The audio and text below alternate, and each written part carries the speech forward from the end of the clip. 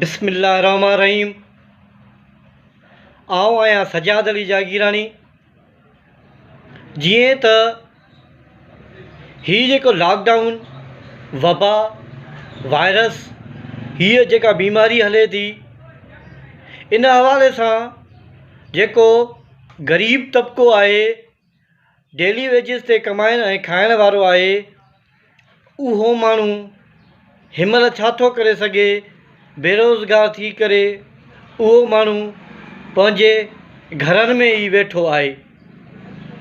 हिन बेरोज़गारीअ में हिकु त मथां रमज़ान महीनो अची चुको आहे।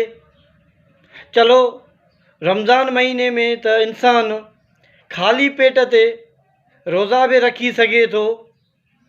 उन खां अलावा जेका हीअ ईद रमज़ान वारी अचणी आहे, उन में ईद ते असां पंहिंजे मासूम बचड़नि खे कम से कम ईद जे ॾिहाड़े ते का चङी खाध खुराक त उन्हनि खे असां ॾेई सघूं। पर असां जा मासूम बचड़ा जॾहिं असांखे लटे ऐं कपिड़े जे लाइ असांखे चवनि था, त असीं उन्हनि खे चऊं था त हिन लॉकडाउन में असीं बेरोज़गार आहियूं, असीं किथां आणियूं ऐं किथां आणे तव्हांखे ॾियूं। उन मासूम नंढड़े बचड़नि खे, गुलनि जहिड़े ॿारनि खे, उन्हनि खे इहा त ख़बर नाहे न त असांजे अबू वटि आहे या न आहे।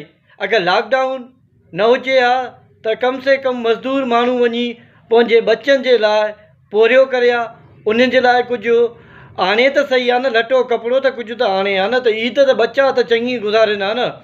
मासूम नियाणियूं जॾहिं सीने ते सुम्ही करे पंहिंजो सामान चवनि थियूं, सैंडल चवनि थियूं, कपिड़ा चवनि थियूं, उन्हनि खे असां मासूम नियाणियुनि खे कहिड़ो जवाबु ॾियूं त कहिड़ी शयूं असां आणियूं तव्हांजे लाइ? इहे असांजे लाइ ॾींहं महीना जहिड़ा आहिनि। जहिड़े ॾींहुं असां घर ॾे वापसि मोटी था वञूं, त जहिड़े टाइम असां घर ॾे वापसि मोटी था वञूं त उन टाइम असां खां पंहिंजा नंढड़ा बच्चा पुछंदा त अबू, अॼु बि तूं ख़ाली हथे घर वापसि आयो आहीं ऐं असांजे लाइ तव्हां कुझु बि न आंदो आहे। हाणे मासूम बचे खे असां कहिड़ो जवाबु ॾियूं ऐं उनखे असां छा चऊं? महिरबानी करे ख़ुदा असां तव्हांखे वोट ॾियूं था। जीअं हिन वबा में, हिन बीमारी में, हिन रमज़ान महीने में जेके बि ग़रीब तबिको आहिनि, मिसकीन आहिनि, उन्हनि जी सार संभाल रहो। उन्हनि खे पंहिंजे घरों, पंहिंजे तरफ़ों कुझु न कुझु उन्हनि खे ॾियो। जेके बि असांजा नुमाइंदा चूंडियल आहिनि, करोड़नि रुपयनि जी उन्हनि जी महीने जी बजट थी अचे, उन बजट मां तव्हां उन्हनि खे ॾियो। हिन ग़रीब मिसकीननि खे मानी जे लाइ न सिकायो, ख़ाली पेट न सुम्हारियो। इन्हनि खे रोज़ा न रखायो, ख़ाली पेट ते रोज़ा न रखायो। महिरबानी करे तव्हां उन्हनि जी इज़त कयो। तव्हां उन्हनि ॾे मोटी वापसि जीअं वोट वठण जे लाइ वञो त उहे तव्हांखे वोट बि ॾियनि, उन सां गॾोगॾु तव्हांखे इज़त बि ॾियनि।